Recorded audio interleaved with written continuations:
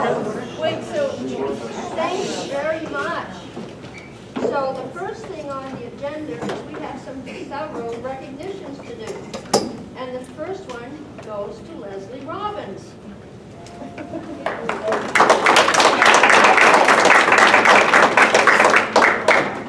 If you'd like to come forward, please. I know she will. That's okay. This is a certificate of appreciation presented to Leslie Robbins for dedication as a Littleton School Board member. Thank you for your service, and also, this is my tip. Oh, thank you very much. Something to you. That's really nice.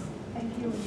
Thank you all for all your service. You're not getting off, so you're going to be on here even way longer than I was. So thank you very much for all you do. I really appreciate it. Thank you.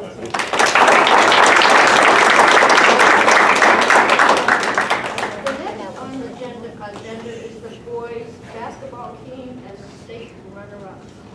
David, are you presenting? Yeah, we can. I didn't see any of the boys' basketball team here, right? They were running on the street baseball. So yeah, they are doing baseball right now. Yeah, the boys' basketball team, they finished with only a few losses on the season and as the state NHIAA runner-up. So they did a fantastic job, yeah. Thank you.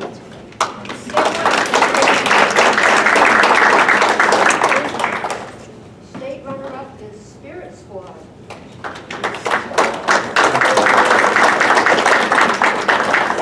What? You want to introduce your team? Sure, I can do that. Yes, please. So I have a senior Celeste woman. Celeste. So I have a junior Kaylee Quinones.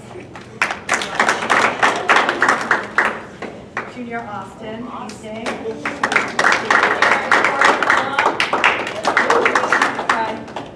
I don't have with me, I have Jocelyn Hagan, who isn't with us tonight.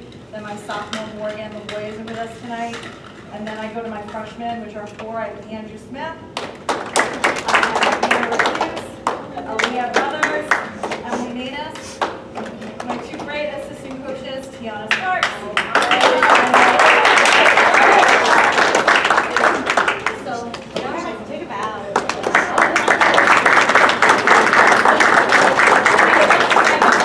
We did just go from D4 to D3. We got put into Division III this year, which had 19 teams. 9 of those 19 dropped out, being put into Division III. So we were only in a division with 10, but they were a tough 10. When we got through prelims, it was all D4 teams except 1 D3. So we took down D3 pretty nicely this year. So it was nice. Next up.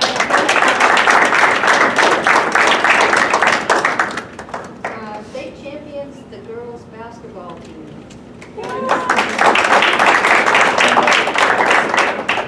Before we do that, since we didn't spend a lot of time with basketball, I did want to interject to recognize the ski team as well for their winter accomplishments. And Coach Laura McCarthy is here, so if you wouldn't mind saying about Zach a little bit and what the great things they did. Girls and boys both finished 6th. We had 12 Stand up, teams. please. Sorry. Thank you. Boys team finished 6th out of 12 teams for D4. Girls finished 6th out of 11 teams for D4. Zach Horn, who is a senior, qualified for Meet the Champions. Meet the Champions is you're taking the top 10 out of each 4 divisions, and they race against each other for all 4 divisions to decide who's the best in the state for as a New Hampshire team. He crashed in the slalom, but he finished 23rd in the state for GS, and this is his 3rd year in a row making it to the Meet Champs, which is pretty remarkable. Thank you.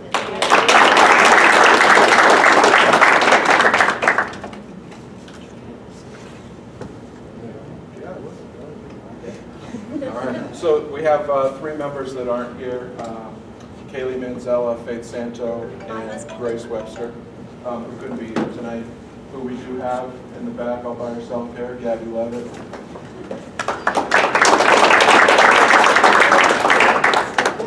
Lauren McKee. Victoria Johnson. Diana Brown. Second team All-State, Madison Dumont. First team All-State, Player of the Year, Granite North Conference, Player of the Year, Division IV, Lainey Hadlock. Lexi Walker. Second team All-State and first team Granite North Conference, Jasmine Brown. Olivia Corrigan. Caitlin Horner. Kendra Leno.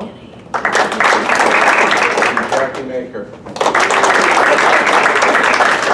I'm sure they don't want to speak, but I'll just say thank you for the support that you gave the team. Only the third team in the history of girls basketball at Littleton High School to go undefeated. So well deserved, a great team, great chemistry, and a joy to coach. And I didn't intentionally leave out the coach. Mr. Bartholomew, his assistant coach, is not here, but Kelly Hadlock has been my assistant for 7 years and puts up with me every single day. So couldn't do it without him.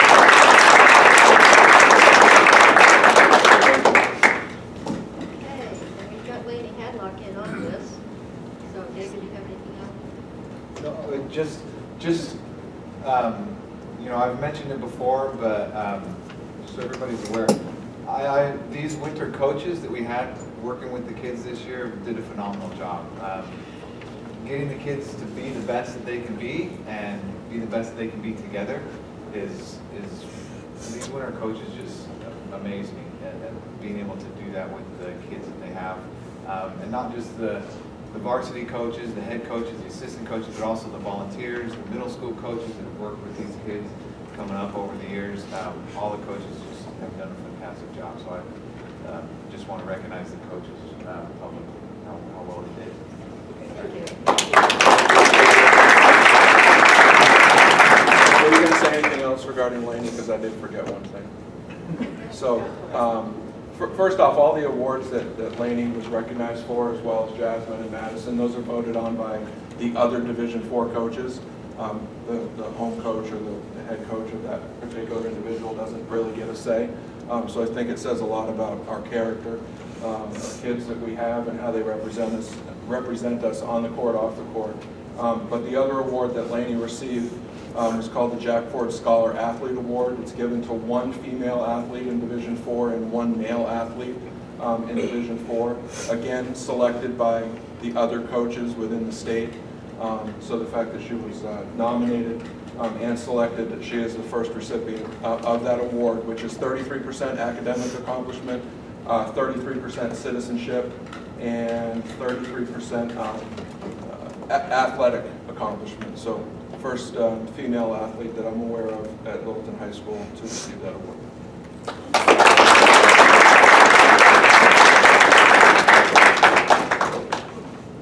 Okay, next on the agenda is public input. I would like to speak. Just announce your name and say again. My name is Ella Horsch. This is Addie Program. This is Julianne Bromley. This is Marcus Hampson. This is Aiden Fennell. And this is Mason Allaire. And we're missing Caroline Adams.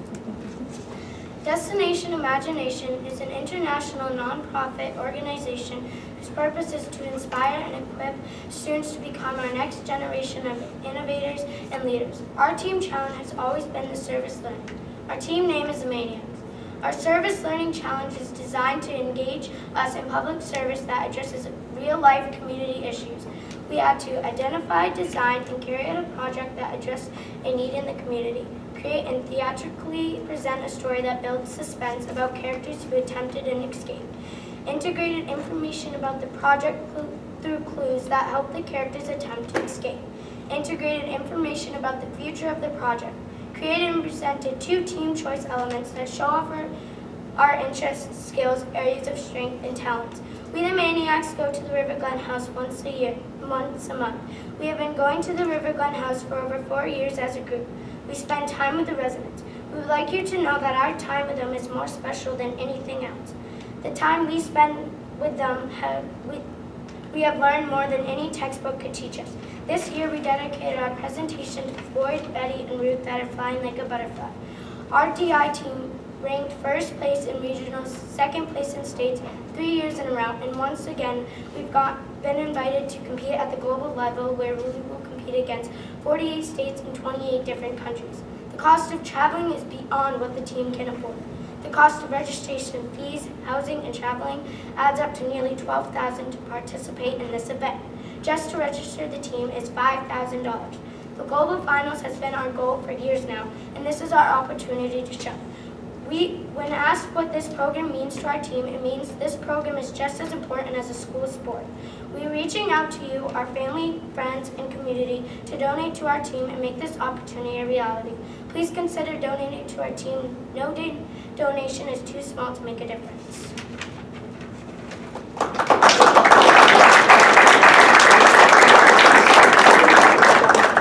Show me your pictures These are pictures of us throughout the years. throughout the years of GI and then They won't be able to see this on the camera, will they? It's too small.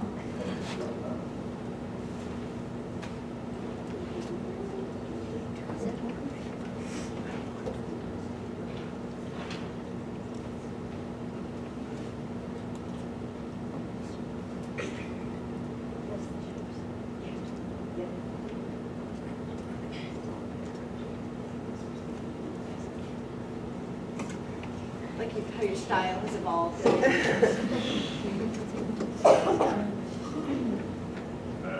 these around so the audience can see this as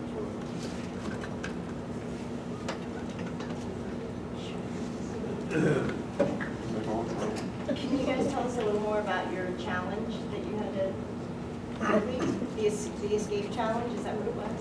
So we had to have characters escape. So we came up with 3 kids.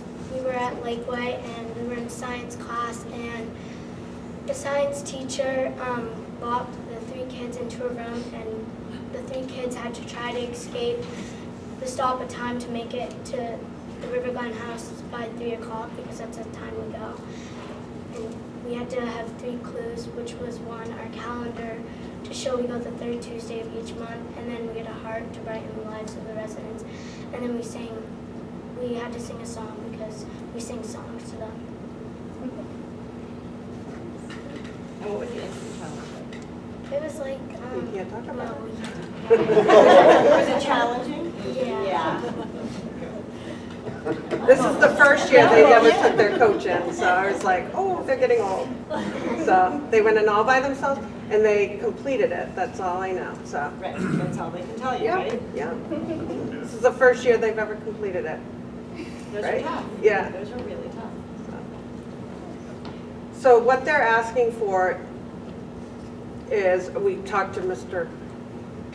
Niles and Ann for a little bit prior to the meeting, is the future of Destination Imagination within the district.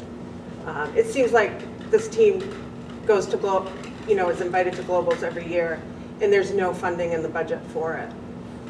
So I know it's such a short period of time to come up with the money for the district. We're looking for something for the future at least, but we are looking for the fee to try to go to globals this year. And we understand it's short notice, and we will be fundraising for the future of this program.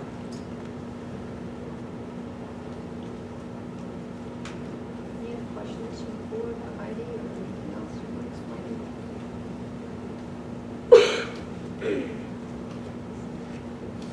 I don't believe you guys are that shy when you get in there.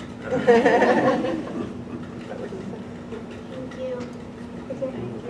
Thank you for all for coming. coming. Great job. And we want you and the other DI teams to come back for our next meeting so we can recognize your accomplishments this year as well as your families, okay? See, I have to face the camera next time. Yeah. Yeah. Thank you. Thank you very much. All right. Thank you so much. Thank you, everybody. Good job.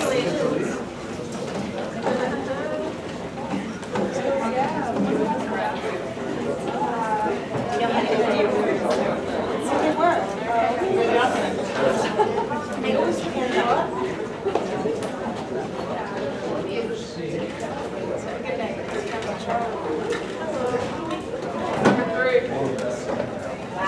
I'll get closer. I can give you bows. The regulars. It's the regulars. Nobody wants to stay. Jackie, can you shut that door? Can you shut the doors?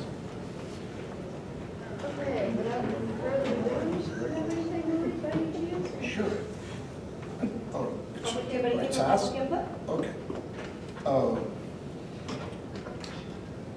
You don't mind, I'm sit down, you want me to stand up or what? Okay, I received this email this morning, okay, from the school founder fairness update. I don't know if any of you guys got it, but anyway, it's well done. Why I get involved in the school when my priority is the town, okay? I try to squeeze these guys in the town. Instead, I come to the school. Why? Because I really like education. I want the kids, today's kids. I got 4 kids. They're all teachers. Mamma mia. What are these guys? They're in New York and Connecticut, but I'm over here, and I see what you guys are doing, It's, this is more like a comment, what they wrote over here. You guys have read this? School found through the chairman, you should, Oh, yes. Oh, yeah. Okay. If you realize, right, what they said, the problem that the school has with the town, okay, it's big, it's huge. Same problem they have in Berlin, which if they don't do something about, I'm pretty sure that they're gonna shut down a couple of schools. Over here, I feel like, like I said, because I'm so involved with the town and with some people of the town, that, it's real, I feel when there's something happen, to Littleton High School, because it's a good school. You guys, in my opinion, whatever, it's written over here, if you guys do something about, to maybe, try to work with the budget committee from the town, at the town per se, the tree selectman, the town manager, I personally believe that you guys are gonna have a problem.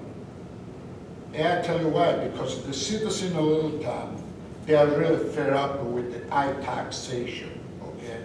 Now what happened, if they have a high taxation in town, when your gentleman asking them for something, even a penny, they're gonna think about it. They say, wow, how am I gonna give a penny, to the school when my tax went up $400, $500, and you got one gentleman over here that you went through this thing over here about tax, property taxes, you know what I mean? And that, this, I believe, that the school can do something without go through the government, because tomorrow morning I'm gonna go to court, okay? I gotta testify about some stuff, okay? It's about the right to know. Yeah. But this is senator, they got so much in their mind, man, they don't care. I mean, they do care about Littleton High School, but they got so much, some other stuff. Do you think you guys, can change their approach with the town of Littleton? Have a more meeting, have a more, discussion, cooperation. And, if you guys do that, I personally, the people that follow me, I can tell them that you guys are trying the best. You know what happened, in the last election, right? You don't want this to happen again and stuff like that. But I guarantee you that the people that follow me, they're not going to give it to this school, not even penny. They told me in my face. They say, Rudy, if I gotta pay the town, I don't care about the school. And you don't want this to happen, because it's, this is just a comment. So when you say you would like us to meet with the selectmen, because we meet with the budget committee multiple times, so what do you see not happening between the school and the selectmen? What would you like to see out of those meetings? what I would like to say is that when the school, let's just say, you know, it's you guys asking for money, you know, to build a new school, okay, to buy the terrain, right, and stuff like that. And many people, Rafi was there, he was not in the community yet, you know, he was there. And so what happened? The people come over there, they give our time. Well, we gotta get this, what we gotta spend $1 million, what are we gonna, you know what I mean? And then the people hear about, you know, and all of a sudden they receive the tax bill, it goes up $500, $600. They prefer to pay the tax in town and not help the students at the school, you know what I mean? It's, I mean, you guys, you guys are gonna be more tough. Just, you know, when you got, no, that's the truth. When you got a meeting, you just present everything you gotta present it. And then, you know, it's because right now, all the money in Little Town, and I tell you with really despair, all the money in Little Town, it goes into the River Trade, the industrial park, and more stuff. And the school is starting to get a little bit, you know, pushing aside. And, you know, I mean, you guys are all intelligent people, you know, it's, maybe you get to something, you know, it's about. But that's what it is, I mean, you know, it's, that's, you know, what they say over there in Concord, they say that, you know, it's taxation, it's gonna destroy schools, believe it or not. You guys know that. But that's a comment. Thank you. Thank you. Thank you, Rudy. I think we're already doing some of that information, but we'll take it under advisement. Yeah, it's, you know. Okay. So next thing on the agenda is the approval of the March 18th school board meeting minutes. Do we hear a motion? Motion to accept the March 18th school board minutes as presented. Do we hear a second? Second. Any errors or omissions? Hearing none, all in favor? Aye. Motion carries. The manifest, I think, is down by Greg.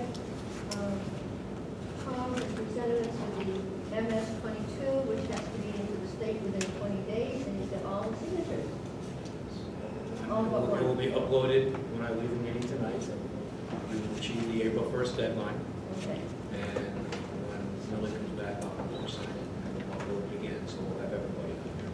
Okay. And this is the final piece of the annual meeting reports and activities of the state. Can you update us on the infrastructure report? We have received one payment. We received $792.01. Safety film at Lakeway. We have an extension on the camera project because we weren't able to have enough signatures to complete the paperwork. And Dale, I know, has been trying real hard to get the project completed. The project is complete. We're just really trying to get the invoice.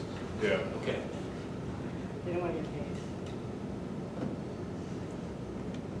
The other items that you previously signed off on were submitted. Got the one back. Okay. Process now. So did we have to sign all 5 of those reports? Or not remembering it to submit it? You have, at the previous meeting, we signed all but the cameras. All but the cameras? Yeah. Okay, thanks. Good. So, Tom, this year, this is bills that are paid through the month, is that what this report is? No, That report, I asked. Ann asked for, that's a year-to-date listing of the operations or buildings and grounds accounts. Okay.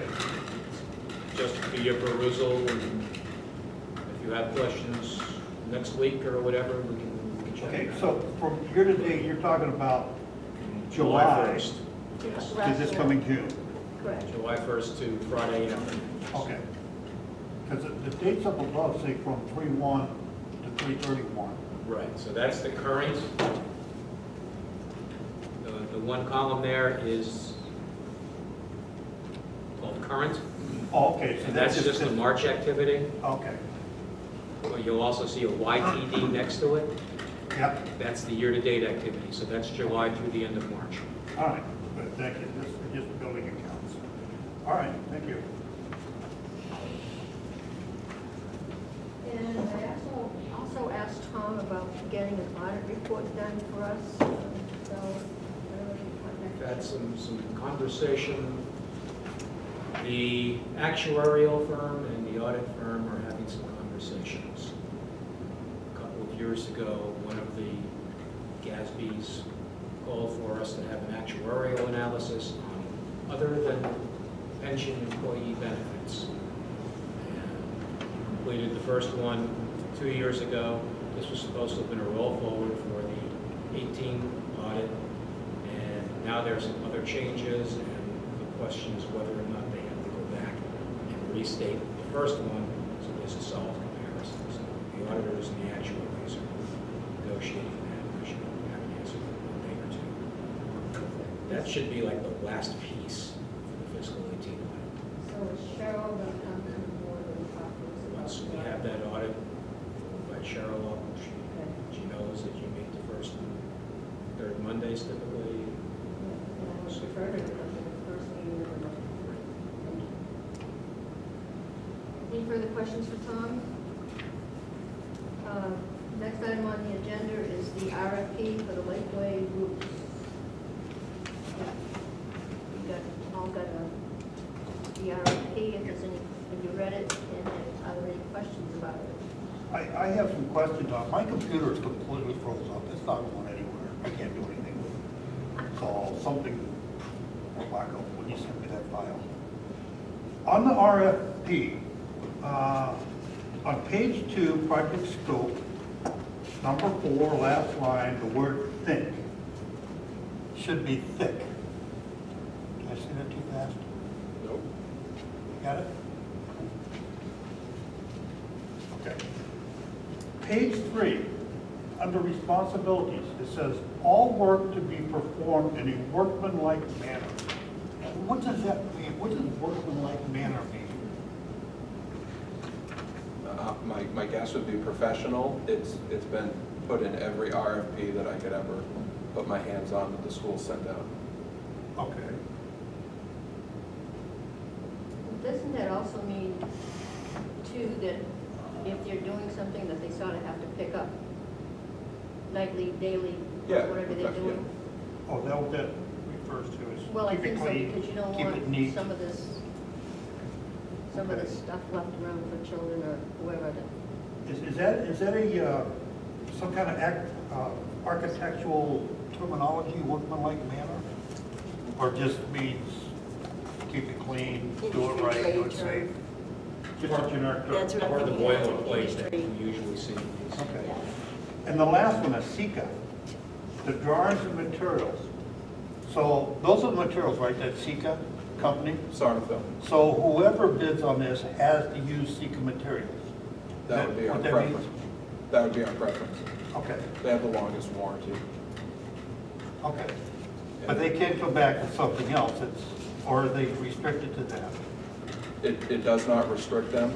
It shows the SECA Sarnafil diagram as to what the insulation would look like and the membrane would look like, and if they provide something of ample quality, and it's not that, then I'm sure we would take a look at it, but we would also have to take into account the warranty. Okay. If they come back with something that's cheaper, but it's a 10-year warranty versus a 20-year warranty with SECA. Okay.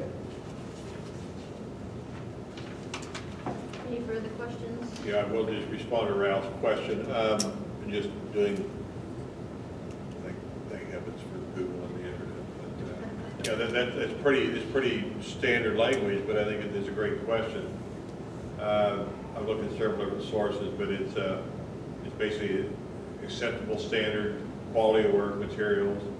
The courts have defined it as the way work is customarily done by other contractors in the community. Okay. So there is a standard, there There is is a a court-based, standard to there that. is a court-based It's not just standard. a term out there that they can, No, Not a no, legal there is, it something. is actually a Okay.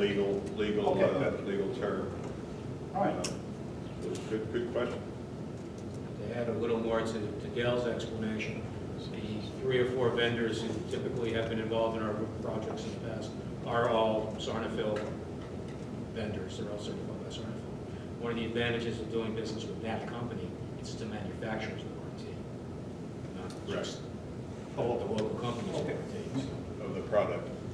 Local seeker. And that means Sarnafil actually does an inspection before they sign off on it. Yeah. It's been properly installed.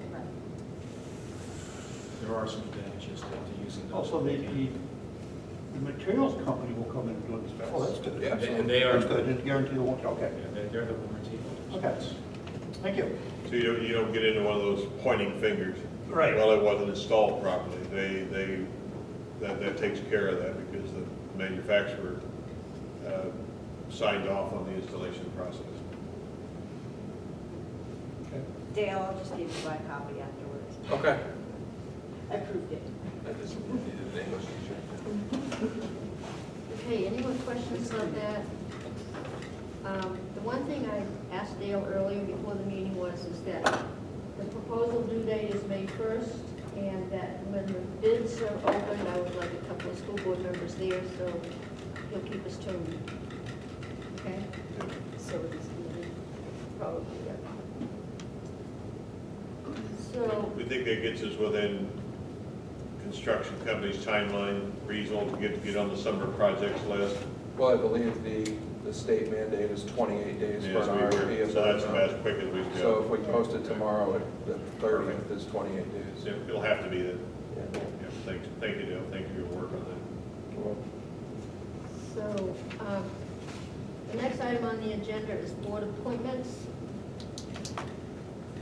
So, I'm appointing Greg Cook and Ralph Hodgman to the Facilities Committee. For the Littleton Support Staff Negotiations, Greg Cook and Millie Nelson. Personnel Committee is Millie Nelson and Kim Woodson. Policy Committee is myself and Kim Woodson. And those are the committees for now. Next on the agenda, committee reports, personnel, is there any? None. Facilities Committee, there is a meeting on Friday this week at 7:30 at the SAU. On the policy, we have to annually review the DIA fund balance. I believe that's on your drive.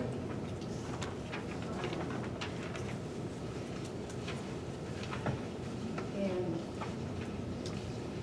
basically, none of the wording has changed. It's the way it's been for a number of years now. It just tells you about what types of fund balances there are. And we have to review and we can adopt it tonight. So if you looked at it, I need a motion, please. Any questions? Any questions? Motion to accept policy TIA fund balance for its annual review and adoption. Is there a second? I'll second. Okay. All in favor? Aye. Aye. Motion carries. Next item on the agenda is JICD, Student Discipline and Due Process. Kim and I reviewed this about a week or so ago, and we do have some changes in it. If you've looked at it or had time to look at it, I'm trying to find it. Red line out. Yeah, it's down a bit. Patty, were we okay with the formatting on it? All of the numbers and letters and everything? I think so. No? No, Because I have a- my last copy is kind of wonky still. I have a real issue with the one I read tonight. I mean, it's all over the place.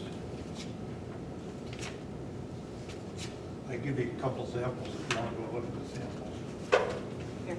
I think it's the format. Yeah, Paul it's mentioned, I think it's the. Patty mentioned to us before. When you try to put it in Google Drive, that kind of messes things up. That's what I'm wondering, if it's reverting back to a default format. I can adjust it. Yeah, we'll clean it up. has a mind of its own. See, some of the things like on page 3, expulsion, it starts out 1 through 15, and then it goes into B. Right. There's no A. So it goes directly into B and then C. So there's no A in there anywhere. And some were using Roman numerals and some Right, and letters. that's the so- biggest one I have on Yeah. page 7. This looks a little better. Page 7, II versus, oh, it's changed a little bit. I3, 1, 2, 3.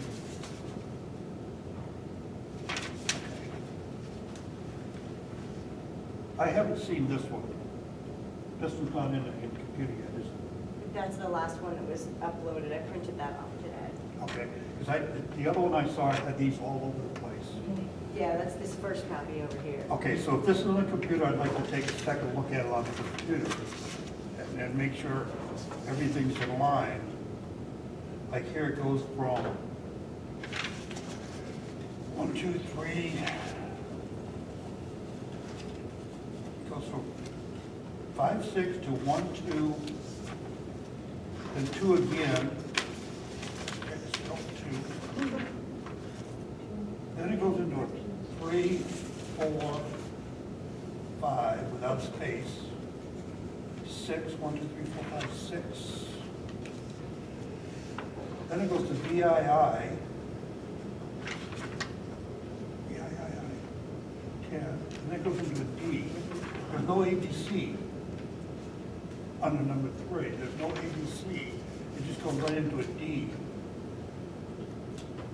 So the ABC, it makes no sense without an ABC. Yeah, I think that something happens when it goes from a Word document to a Google Doc. It almost like it merges the two, and that's the problem we've had with it. But the context and the content of what was changed, does anyone have any questions about that? Or?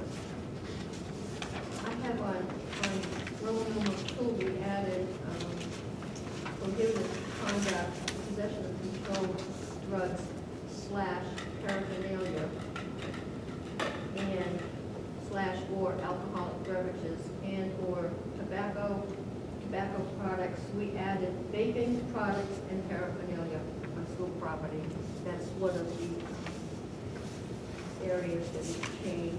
And down underneath 4, authority to suspend. Apparently we had or dean of students. We took out dean of students because we don't have somebody like that per se. And underneath Roman numeral 5A, we added the building principal or designee is authorized to issue in-school suspensions for up to 5 days. And then at the bottom of that paragraph, we added a short-term removal, parentheses, less than 1 day, from the classroom shall not be considered an in-school suspension.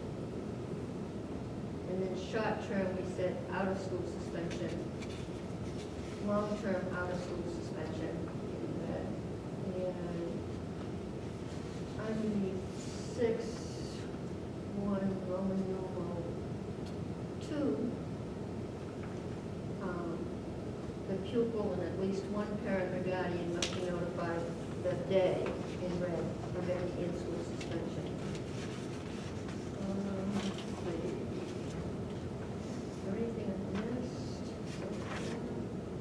We continue to consistently add either in-school suspension or out-of-school suspension throughout, like on page 6. Yeah. And a short-term out-of-school suspension of a pupil 10 days or less. So we just continue to clarify in-school versus out-of-school throughout the document. Right. Jen, did you have a chance to talk to Greg at all? I did. That's helpful. Yeah. Clarification.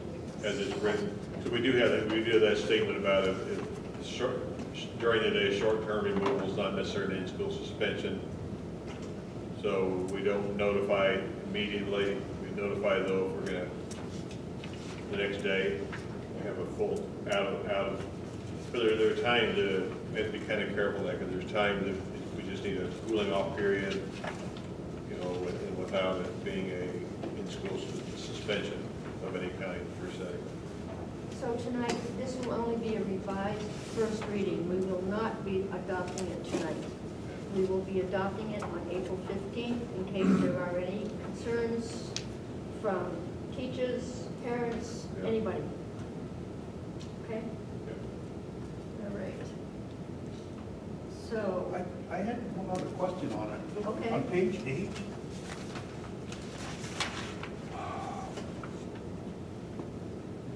In all cases, appropriate adjustments shall be made to account for the age and grade level of the pupil being disciplined. Do we identify appropriate adjustments?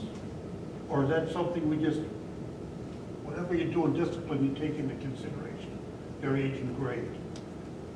There's nothing that identifies what the differences would be? My understanding is that would be the difference between, like, a kindergartner, certain behaviors, acting out behaviors in a kindergartner Yeah. versus a, you know, a 6th grader, or between a 7th grader and a 12th grader. Is that correct? Internally, like, administration makes those determinations. Okay. Yeah, So if a that's- 5th grader brings a loaded gun in the school, and a 12th grader brings a loaded gun in school, there could be a difference? Well, no, because that's a zero tolerance issue. That's a zero There is tolerance. no exceptions Where to does that. that say that in here? It- Or is that in another policy? It's in, no, it's in the beginning of the policy. It states what would be mandatory expulsion, what Okay. would be, you know, more of an in-school suspension versus out-of-school suspension. When you get into number 3. Okay, expulsion, any Yeah. pupil who engages, okay. Yep, yep. All right. Yeah, there's some, Ralph, you brought up a good one, that there wouldn't be a distinction. It is what it is, but there's, and then again, this is School Board Association language, but there has to be some discretion and some allowances made, may make sure we're doing age developmentally appropriate. Yeah, my experiences with lawyers is they don't allow exceptions. They want word for word identifications. Generally, like we go on the zoning board, we miss it by one word, the lawyer's all over us. So I'm just curious as to how some of this works. Right. I don't have a problem with the policy, it's like, Yeah, you it's good. understand. No, but a little clarification. If you look under Roman numeral 3, Ralph, it says expulsion. Right. It tells you what acts that people can be, students or whoever can be expelled for. And then if you go onto the RSAs, like 159, it'll, on the state level, that'll tell you as well. Okay. I mean, it would be something like if you have a 1st grader who like makes their finger into the shape of a gun on the playground and says pew, pew, pew, you know, then they'll be pulled. They're not going to be suspended from school for threatening. They'll be pulled in and told, you shouldn't do that, don't do that again, kind of thing. Where if a 11th or 12th grader does it across the room to another student, that's more of a threat, and that would be treated more as a threatening, or we don't want to use the word bullying unless it's bullying, but an intimidation I got you. situation. Okay, but that's kind of a vague area. Yeah, no, It's it's up true. to whoever decides on that Exactly. difference. And I think sometimes what happens is you have to make your policy sort of broad, as very tight, because then you really, I don't want to say you don't have a leg to stand on, but everybody gets the same. And why did you use the word may under expulsion? May be expelled instead of will be expelled, or shall be expelled? Is there some kind of leeway there also? Well, it says may be expelled Under from expulsion? school, so, May be expelled instead of shall be expelled. well, that means they may or may not. If they shall be expelled, you will. I think And that's, I guess well, I that's think my that's- point is, I think the that's- lawyer's gonna eat up on that word. well, if a it lawyer comes to it. wrote it. That's what's so funny. These are written by lawyers in the Board of Education. But I think that goes to may be expelled because any of those would require an investigation. Yeah. So until that investigation is complete and official, you're not going to expel that child, like, based on that particular thing without doing the proper investigation. And that's my assumption, Ralph. That's, I know I gotta learn a lot more on the Yeah. school board, but that's totally against everything I've ever learned. When you put a policy together, the policy lines out word for word exactly what you do and what you don't do.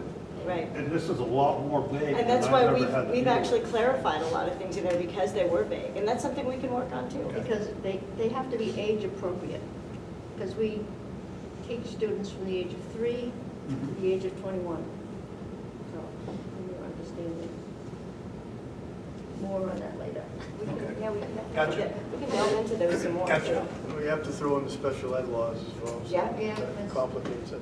Well, there's some paragraphs in there on the special ed, I saw that they're treated differently, so. Yeah. Okay, Okay, so next on the agenda is the superintendent's report.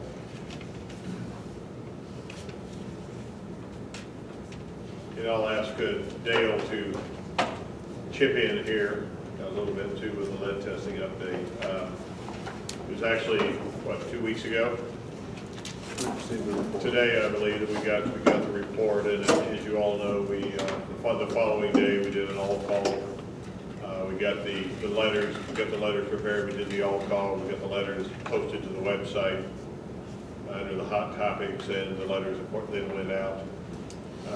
Since that time, Dale has reached out to some vendors to immediately start to address the deficiencies that were cited in the report. Again, I want to stress that the areas that were identified weren't used for drinking water. They were actually part of what led to them being identified probably is they weren't used much at all. But the rules being the rules that when you test for the lead, you don't let the system flush out. You must test the system as it is, as it's sent. So if you test a faucet that's been used all the time versus one that hasn't been used in months, if you have any kind of residue at all, the one that's been sitting for months is more likely to hit at a high level than the other. Did I say that right, Dale? Pretty much the spirit of it. So Dale, I will ask Dale to update us a little bit, because I know he's reached out to some vendors already about moving forward, at least with one of our buildings. Yep, so the state did respond last week to our list of our letters. That was their template, so they're obviously pleased. However, of the 36, we only have to replace 15 faucets. The others that are lab or manufacturing, those can be listed, or the state listed those as exempt, because they're not. So the science labs, I believe there was 17 upstairs. Those are stagnant. They are very rarely used, which is probably the reason, as Steve mentioned, for the high lead content. But the state does not require us, and they would not reimburse us to replace those faucets because they're labs. Having said that, the state in that bill requires anything that tested between 5 and 15 per billion, parts per billion of lead, that they would cover up to 50% of the replacement cost. So that actually adds an additional 13 at Lakeway, bringing us to a total of 27 faucets at Lakeway that need to be replaced. The faucets, the valves, and the supply tubes is the state's recommendation without having to tear into the walls into the copper piping, and then retested. The vendor that we have been using had asked us to ask the state for an extension to do it over April vacation because the main water supply is going to have to be shut off while they do this, and otherwise it would require a closing of school or a weekend rate, labor rate, which would have significantly increased our costs. The state granted that on Friday, so we have through April 26th to complete the installs and then bring the vendor back to draw the samples. But once the faucet is replaced, it runs for 30 minutes, and then it must sit for a minimum of 2 days before it can be tested. But again, as Steve said, it's stagnant. It does not run before they test. They turn it on with the bottle underneath and take the immediate sample that comes out of it. So currently, one of the vendors has provided us with a price to replace the faucets with the labor at Lakeway at $17,650, 50% of which can be reimbursed by the state grant, which I provided Tom and Steve with earlier today, the form that we have to fill out to be eligible for that, but to try to be proactive with that. We did, at the time when I had sent it to Steve and Tom, we did not have a price. That came in later this afternoon from our first vendor. Have we heard from any other vendors, Dale? We have not. I honestly have not reached out to any other to come in and inspect. I took the first one that actually was in the building for a service that they were already providing and asked them to look at the faucets. But if we need to reach out, I can do that. I do know this vendor that we had talked to was under the impression it's about a week for the faucets to come in once ordered. But obviously we can't proceed without approvals. So,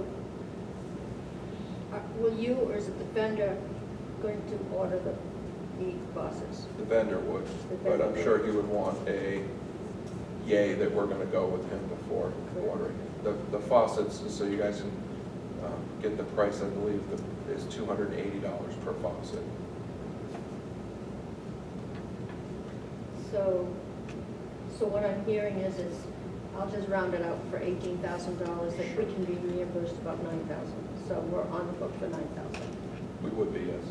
And then what about the vendor that has to come back to test them? Are we on the hook for the whole amount again? 50% of what the cost would be for him to come back. And he has not given us a price because the number of faucets has continued to fluctuate until Friday, but I can get an exact figure from him to come back. Okay.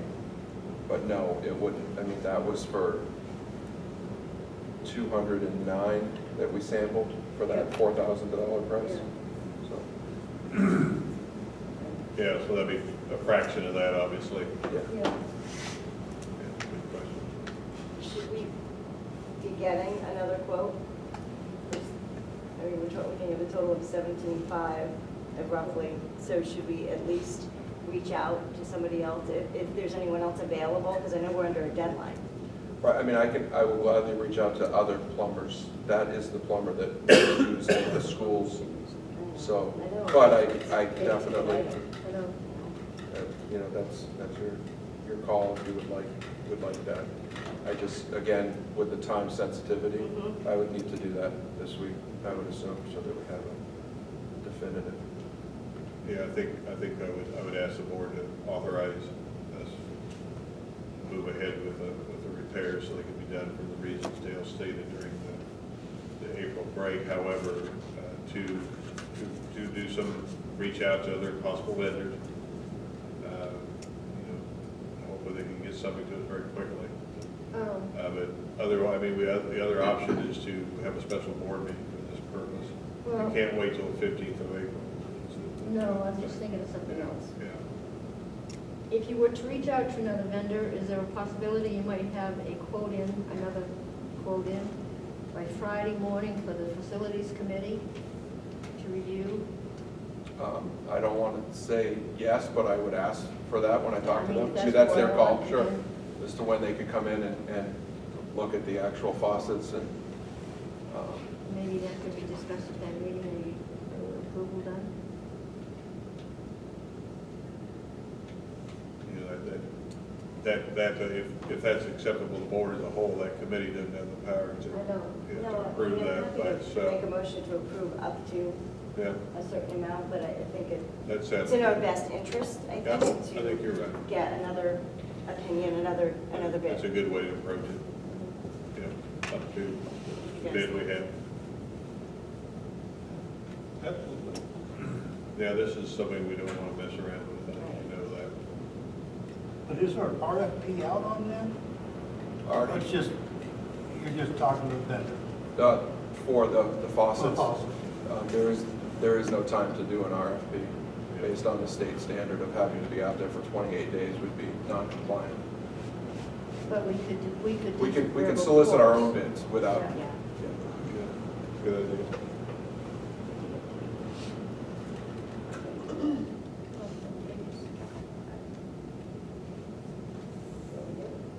Well, you mentioned, Okay, all right, I will make a motion then to approve up to $18,000 for replacement of 27 faucets to be in compliance with the state standard for lead testing and repair.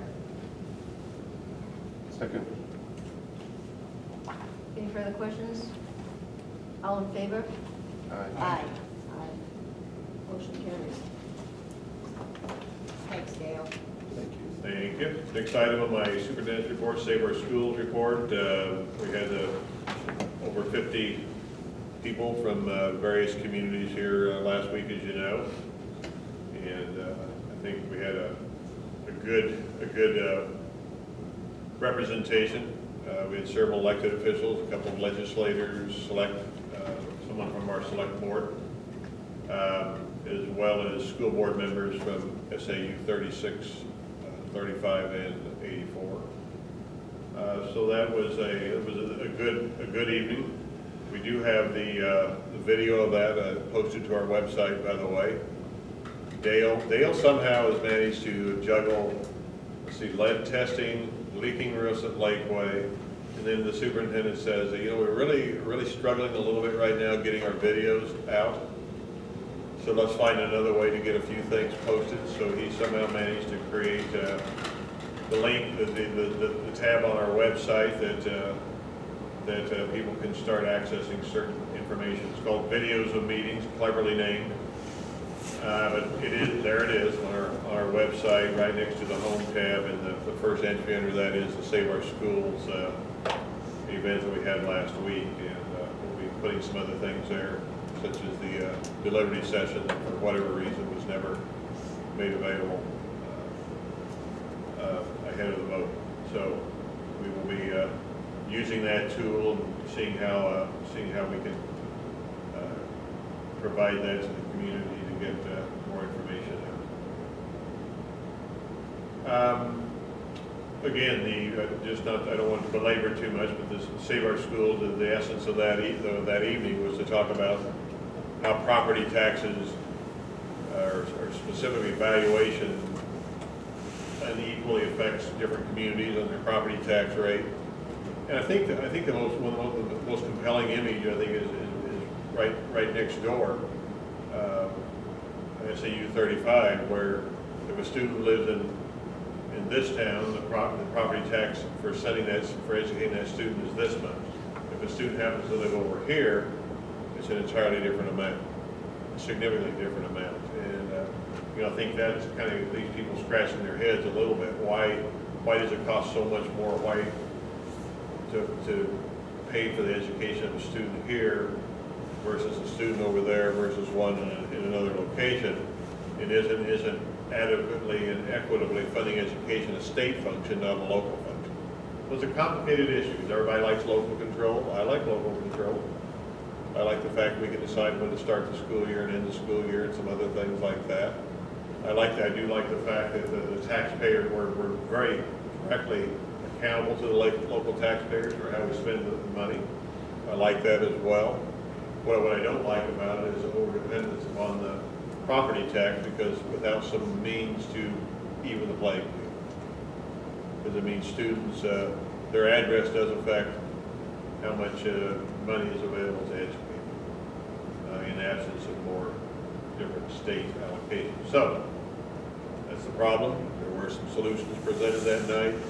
As our presenters both said, this is a non-political presentation. When we start talking about school funding, it's impossible not to get political. It's not possible to start talking about things, different options. But a good start certainly would be going back to the 2016 stabilization levels.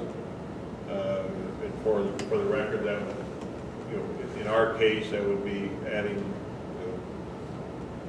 in the neighborhood, if it's in fact, depending on which year they calculate it back from, but if it's 3 years' time, that's $180,000 potential new revenue, which could be used again to help manage the tax rate, and help fund what we have, and also manage the tax rate. A school like Berlin up north, which has been losing $220,000 a year, obviously that amount would be much greater. So there's some things happening. It seems like that Bill 177 has some pretty strong support, so that would be a good first step. The other two things that they talked about that night as possible solutions is looking at the adequacy, increasing adequacy, and increasing the base amount, and then of course funding a commission that would take a very strong, nonpartisan, serious look at what does it really cost to educate a student in New Hampshire, and what those dollars look like. Because I think, again, if those of you who were here, when you saw the study, the work that they did, and took a school and said, okay, this is what the state of New Hampshire is saying is adequate, what would this school district look like? And then, if you want 60 students in a class and no transportation, no special education services, no athletics, no drama, no nothing, that's what that looks like. If that's adequate, okay. That's it. That's the essence of some of the things that we were able to hear the other night. Legislative update, I kind of gave it a little bit entwined with this, but things that are still in motion, of course, are building aid, very much still alive with the governor's support, and then also 177 adequacy study. Meeting with you the other day, there aren't too many bills out there that are just quite as urgent or controversial, maybe I should say, as last year's. Nothing, no Senate Bill 193 sitting there this year. We got everybody's attention last year regarding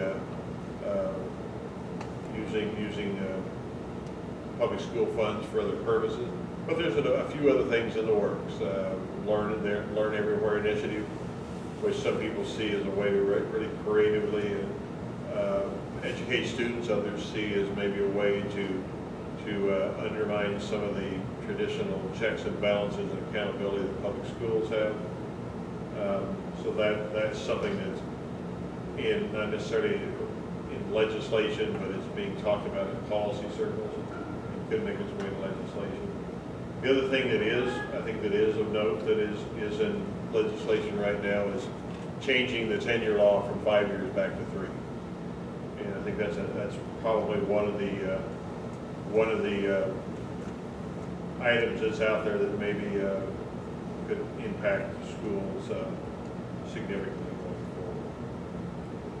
forward. So those are the big 3 items that I want to share with you today.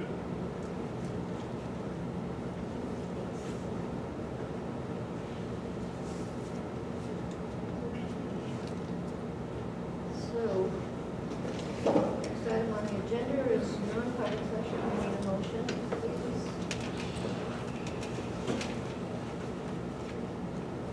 I'll make a motion to enter into non-public session under paragraph 2, section 3 of the RSA 91A:3 of the right to know law for the hiring of any person as a public employee, number 2. Number 3, matters which, if discussed in public, would likely affect a person's reputation of any person other than a member of the board. Taking with us superintendent. Yep. Patty. Tom. Does the board wish to invite any of the administrators in? Do any of the administrators wish to be a part of this or feel a need to be a part of this? If they don't, then okay. How do we know what, is there a place on here for me to see what that's gonna be? Yeah. I can't get it. I put it up on mine now, because I can't get it. So I didn't know that we would know ahead of time what the non-public would be. You don't know until you get here. Yeah, it's kind of. Yeah, That's what I thought. like late in the afternoon. Okay. It's always a little forward and In the form of what? Greg made the motion. Okay. Roll call. Greg Cook. Ralph Ives? Kim Woodson. And William. Thank you. So